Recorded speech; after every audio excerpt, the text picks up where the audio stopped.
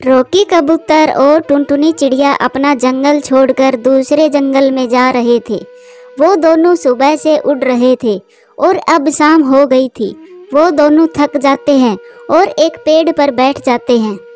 टुनटुनी चिड़िया, आज की रात हमें यहीं गुजारनी चाहिए, क्योंकि आगे पहाड़ों वाला जंगल है और वहां से गुजरना हमारा सुरक्षित नहीं है। रोकी भैया, इस जंगल में तो हमारी कोई जान पहचान भी नहीं है। कौन हमें रात को अपने घर में रहने देगा? टुनटुनी, हमें कुछ न कुछ तो करना ही होगा। रात तो हमें यहीं गुजारनी होगी। वो देखो, सामने एक घर है, चलो हम वहां चलते हैं।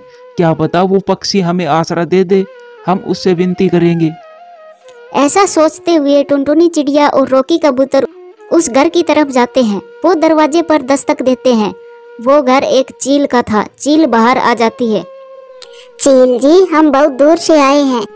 हमारे जंगल में बहुत तेज बारिश हो रही है, इसीलिए हम अपना जंगल छोड़कर नदी वाले जंगल जा रहे हैं। सफर में हमें रात हो गई है। अगर आप आज की रात हमें अपने घर में पनाह दे दे तो आपका बहुत बहुत एहसान होगा हम पर। मैं एक बूढ़ी चील हूँ और मेरा घर बहुत कमजोर है। मैंने बहुत दिनों से मरम्मत नहीं की है मेरे घर की। मैं नहीं चाहती कि आप दोनों के वजन से मेरा घर टूट जाए। आप कहीं और आसरा देख लो। चील जी, हम बहुत परेशानी में हैं। रोकी कबूतर ने ऐसा कहा ही था कि चील अपने घर के अंदर चली जाती है और अपना दरवाजा बंद कर लेती है। रोकी भैया, मुझे नहीं लगता आज के इस दौर में कोई हमारी मदद करेगा। सभी पक्षियों को अपनी अपनी चिंता है। कौन हम गरीबों की मदद करेगा?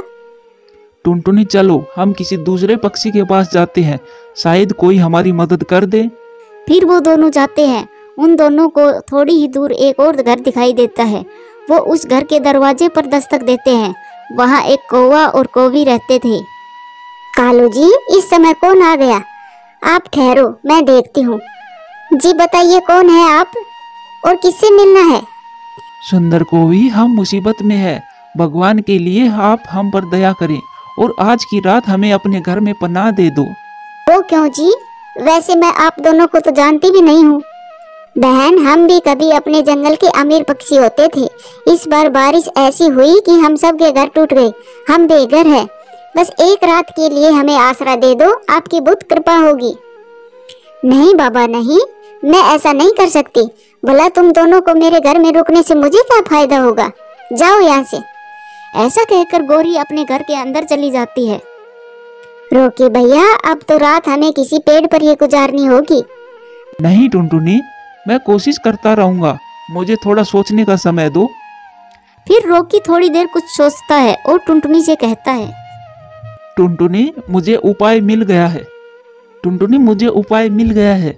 टुनटुनी, आप यहीं बैठी रहो, मैं अभी आया। रोकी भैया, बताइए तो क्या समाधान निकाला है आपने? थोड़ा धीरज रखो, मैं अभी आया। फिर रोकी कबूतर वहां से उड़ता है और एक पत्थर उठाकर वापस टुनटुनी के पास आ जाता है। जंगल में रात हो जाती है। टुनटुनी बहन, आप देखना, ये कौवा हमें भोजन भी देंगे और अपने घर में जगह भी देंगे। वो कैसे रोकी भैया? ये बस आप देखती रहना और चुप रहना। रोकी फिर से गोरी के दरवाजे पर दस्तक देता है। ओए, दोनों पागल हो गए हो क्या? एक बार मना कर दिया फिर भी यहीं खड़े हो और हमें परेशान कर रहे हो। भागो यहाँ से। कौवी बहन, सुनिए तो, बस आप हमारी थोड़ी सी मदद कर दे। मेरे पास एक ये जादुई पत्थर है। इसे देगची में डालकर पकाने से ये बहुत स्वादिष्ट भोजन देता है। बस आप हमें एक देगची दे दें, हम थोड़ी ही देर में आपकी देगची वापस कर देंगे। जादुई पत्थर की बात सुनकर गोरी लालच में आ जाती है। जादुई पत्थर? क्या ये सच में स्वादिष्ट भोजन देता है? हाँ हाँ कौवी जी, मेरी नानी ने मुझे ये दिया था। ये बहुत चमत्कारी पत्थर है। अगर ऐसा है तो फिर आप अंदर आ जाइए और हमारे घर में ही इस चमत्कारी पत्थर से खाना बना ले। हम भी थोड़ा थोड़ा खा लेंगे। कालू जी, इन पक्षियों के पास जादुई पत्थर है। ये बहुत स्वादिष्ट भोजन देता है। बस इसे देगची में डालकर आग जलानी पड़ती है। वाह भाई वाह, फिर तो बहुत मजा आने वाला है। चिड़िया और कबूतर, तुम दोनों यहीं बैठो। गोरी, तुम इन्हें देगची दो और आग भी जला कर दो। फिर रोकी कबूतर देगची लेकर उसमें पत्थर डाल देता है और उसके चूल्हे पर रखकर आग जला देता है। ओए कबूतर, कब तक स्वादिष्ट भोजन तैयार हो जाएगा? टुनटुनी चिड़िया रॉकी कबूतर की योजना समझ गई थी। वो तुरंत कहती है, बस थोड़ी ही देर में स्वादिष्ट भोजन तैयार हो जाएगा कालू भैया, कभी कभी थोड़ा ज्यादा समय लग जाता है। आग जलती रहती है और फिर कुछ देर बाद रॉकी कबूतर गौरी कौवी से कहता है, गौरी बहन, अगर इसमें थोड़ा सा नमक डाल दे तो फिर जो खाना बनेगा वो कुछ ज्यादा ही स्वादिष्ट होगा। अभी लाई कबूतर भैया, नमक तो मेरे पास है, मैं अभी डाल देती हूँ। फिर गौरी थोड़ा सा नमक उस देगची में डाल देती है और आग जलती रहती है। और फिर थोड़ी ही देर बाद रॉकी फिर से गौरी से कहता है, इस जादुई पत्थर को मिर्च पसंद है, इसमें थोड़ा सा मिर्ची और पानी डाल दे तो फिर तो ये लाजवाब खाना बनाएगा। रॉकी, इसमें कौन सी बड़ी बात है, गौरी थोड़ी मिर्ची और पानी इसमें डाल दो, मुझे तो तीखा खाना ही पसंद है। फिर गौरी उस देगची में मिर्ची और थोड़ा सा पानी डाल देती है।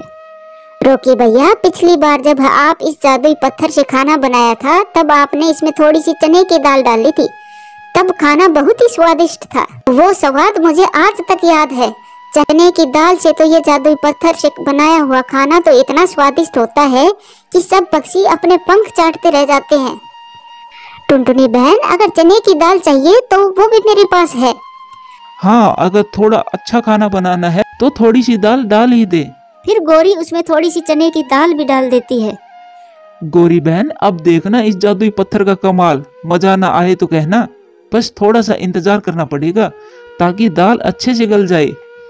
रॉकी और टुनटुनी दाल गलने का इंतजार करते हैं। गौरी, आज इस जादुई पत्थर से बनाया हुआ खाना खाएंगे और फिर हम कल मछली बनाएंगे, जो कल मैं तालाब से पकड़ कर लाया था, संभाल कर रखी है ना वो मछली। हाँ हाँ कालू जी, वो मछली तो मैंने सुखा ली है। क्या कहा कालू भाई, मछली है आपके पास? मैं तो समझा यहाँ मछली नहीं मिलेगी। मुझे अच्छे से याद है, एक बार मेरी नानी ने इस जादुई पत्थर से मछली भी बनाई थी और मेरे नाना जी वो स्वादिष्ट भोजन खाकर इतने खुश हुए थे, मेरे नाना ने मेरी नानी को सोने का हार गिफ्ट किया था। तो रॉकी भैया, ऐसा है तो मैं वो मछली भी इसमें डाल देती हूँ। एक मछली डालने से अगर स्वादिष्ट दुगना हो जाएगा तो मैं मछली जरूर डालूंगी। फिर गौरी वो मछली भी उस देगची में डाल देती है। फिर थोड़ी ही देर बाद भोजन भी पककर तैयार हो जाता है और उससे बहुत स्वादिष्ट खुशबू आ रही थी। अब हमारा भोजन बनकर तैयार हो गया है। मुझे पूरा विश्वास है गौरी, कालू, आपने इतना स्वादिष्ट खाना पहले कभी नहीं खाया होगा। फिर टुनटुनी चिड़िया खाने को प्लेट में परोसती है और सभी को देती है। फिर वो सब खाना खाते हैं। रॉकी भैया, आपने सच ही कहा था, मैंने इतना स्वादिष्ट खाना आज से पहले कभी भी नहीं खाया। कैसी रेसिपी है इस जादुई पत्थर की? सच गौरी, इतना स्वादिष्ट खाना पहले नहीं खाया जो आज खा रहे हैं। रॉकी कबूतर ने अपनी बुद्धिमानी से वो रात कालू के घर में गुजार लेता है और खाना भी खा लेता है अगली सुबह। गौरी बहन, आपका बहुत बहुत धन्यवाद जो आपने हमें अपने घर में पनाह दी। मैं बहुत खुश हूँ और इसी खुशी में अपना ये जादुई पत्थर मैं आपको देना चाहता हूँ। सच? रॉकी भैया, अब तो मेरे घर पर बने खाने में जादुई स्वाद होगा। अब थोड़े ही दिन बाद मेरी माँ आएगी, तब मैं इसी जादुई पत्थर से खाना बनाकर खिलाऊंगी उसे। गौरी बहन, रेसिपी याद रखना, रेसिपी भूल मत जाना। और फिर रॉकी और टुनटुनी अपने सफर पर निकल जाते हैं। फिर थोड़ी ही दूर जाकर रॉकी एक और पत्थर उठा लेता है। रॉकी भैया, अब इस पत्थर का आप क्या करोगे? टुनटुनी, मुझे लगता है आज की रात भी कोई लालची पक्षी मिल जाए। और फिर दोनों हंसने लग जाते हैं। प्यारे दोस्तों, कहानी कैसी लगी कमेंट्स करके जरूर बताना। किसी जंगल में टुनटुनी अपनी बेटी चिंकी के साथ रहती थी। टुनटुनी चिड़िया बहुत ही गरीब थी।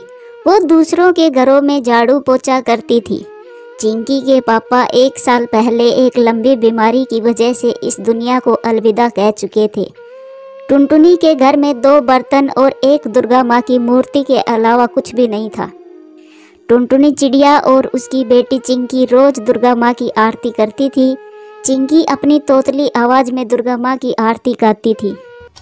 जय अम्बे गौरी मैया, जय अम्बे गौरी, तुमको निस दिन दावत, तुमको निस दिन दावत, हरि ब्रह्मा शिवरी, ओम जय अम्बे गौरी।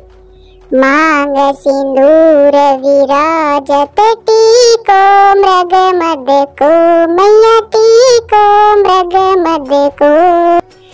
उज्ज्वल से दो नैना उज्ज्वल से दो नैना चंद्र बदननी को। ओम जय अम्बे गौरी। पूजा खत्म होने के बाद चिंकी बेटी ये लो माता का प्रसाद। मम्मा हम रोज दुर्गा माता की पूजा क्यों करते हैं? क्योंकि बेटा दुर्गा माता पूरे जगत की माता है, वो हम सब की माता है। तो फिर क्या वो आपकी भी माँ है? हाँ चिंकी बेटी वो मेरी भी माँ है और वो तुम्हारी भी माँ है, लेकिन मेरी माँ तो आप हो ना। टुनटुनी चिड़िया हंसते हुए कहती है, दुर्गा माता जगत जननी है, वो इस संसार में रहने वाले सभी प्राणियों की माँ है। तो फिर वो हमारे साथ क्यों नहीं रहती?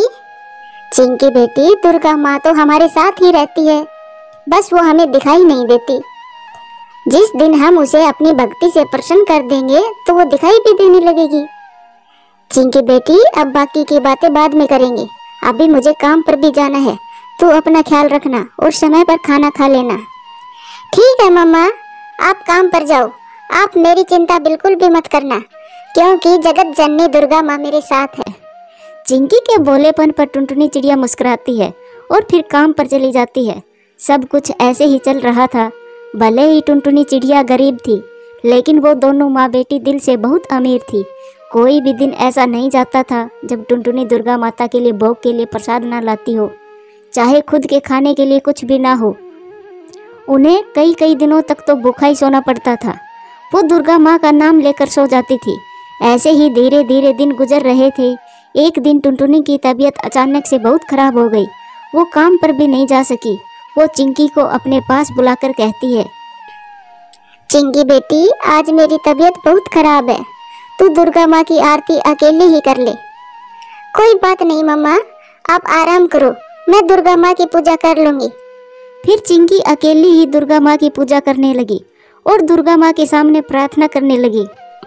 हे दुर्गा माँ, आप तो सबकी माँ हो ना, मेरी माँ की भी माँ हो, तो फिर मेरी माँ को जल्दी से ठीक कर दो। लेकिन नियति को कुछ और ही मंजूर था।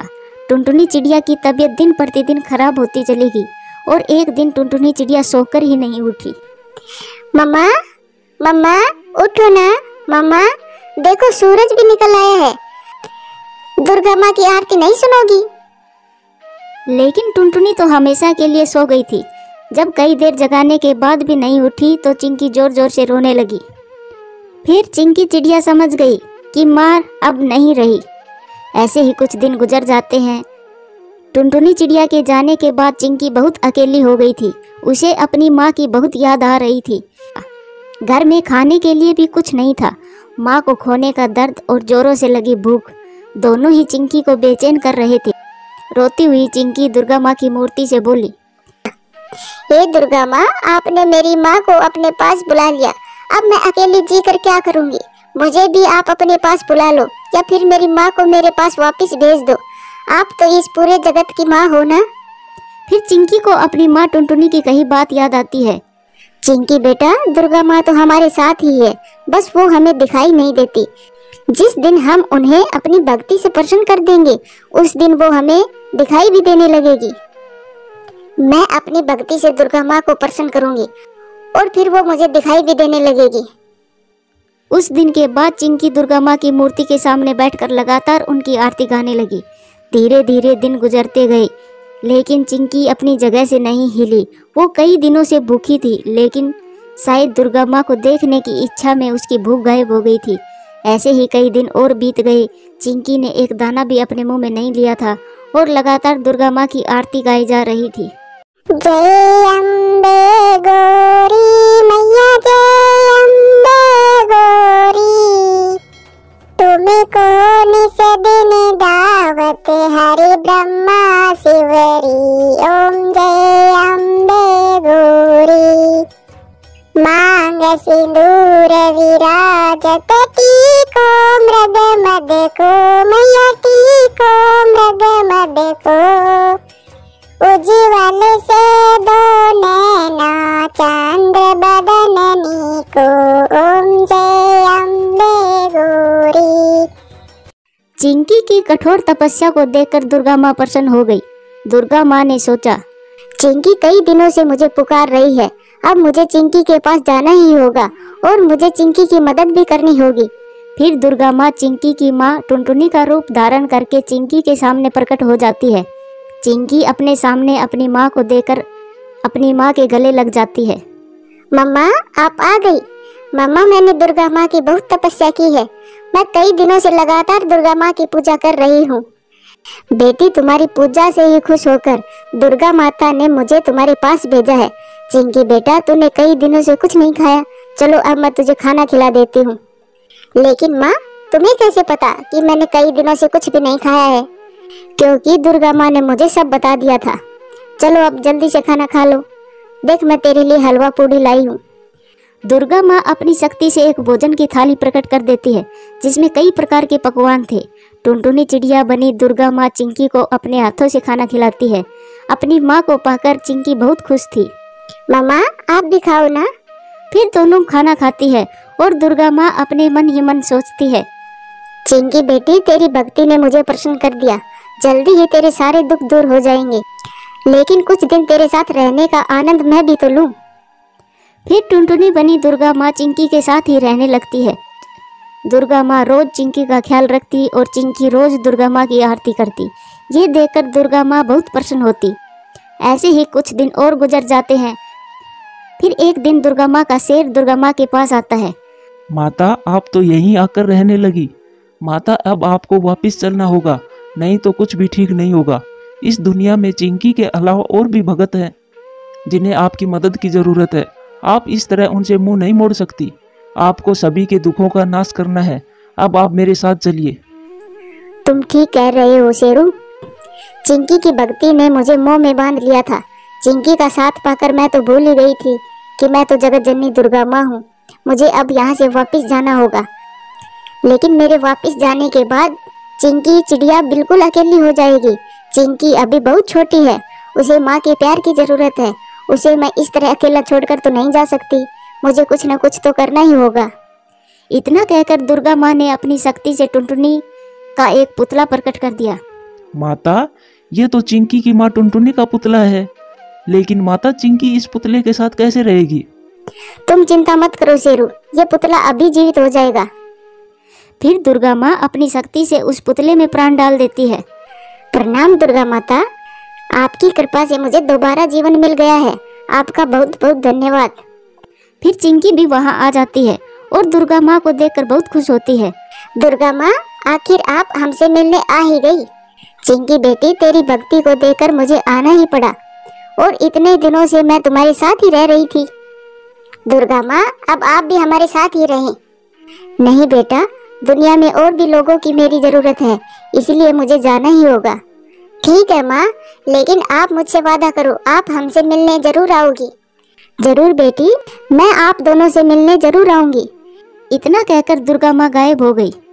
मम्मा, ये देखो, दुर्गा माँ की मूर्ति के पास पैसे रखे हैं। दुर्गा माता ये सब हमें देकर गई है। हाँ चिंकी बेटी, दुर्गा माँ बहुत दयालु है, वो गरीबों का दुख नहीं देख सकती। दुर्गा माँ के दिए पैसों से टुनटुनी चिड़िया की गरीबी भी दूर हो जाती है और फिर वो दोनों माँ बेटी खुशी खुशी रहने लगती है। प्यारे दोस्तों, कहानी कैसी लगी कमेंट्स करके जरूर बताना।